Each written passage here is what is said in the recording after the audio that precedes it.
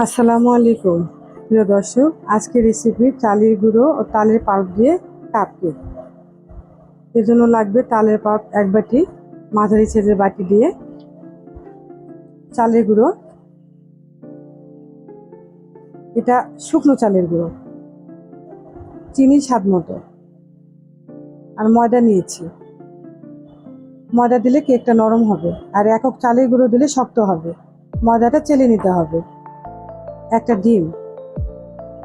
এখন সবগুলো একসঙ্গে ভালো করে মিশিয়ে নিতে হবে।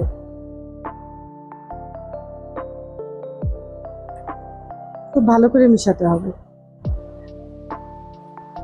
আর একটু তালের পাল্প লাগবে, আর পাউডার দুধ দিয়েছি 1.5 টেবিল চামচ।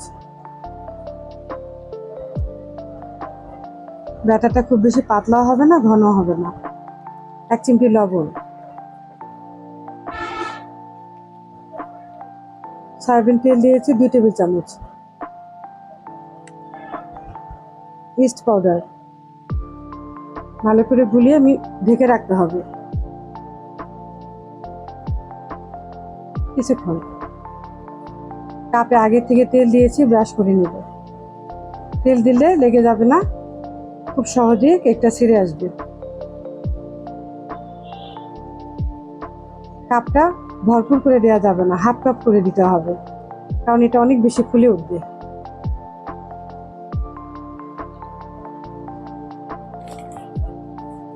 কিশমিশ ও চেরি ফল দিয়ে ডেকোরেশন করবো, আপনার চাইলে বাদাম দিতে পারেন। পানি আগে গরম করে নিয়েছি, সেদ্ধ হতে দেব।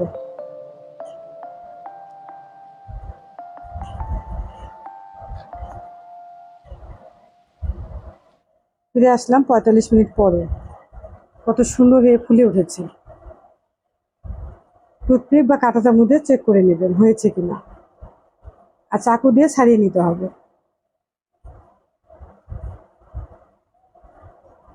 কেমন হলো কমেন্টে জানাবেন। ভিডিওটি ভালো লাগে শেয়ার করতে ভুলবেন না। পরবর্তী ভিডিও পেতে আমার পেজে ফলো, চ্যানেলে সাবস্ক্রাইব করুন। ভালো থাকবেন, সুস্থ থাকবেন। আল্লাহ হাফেজ।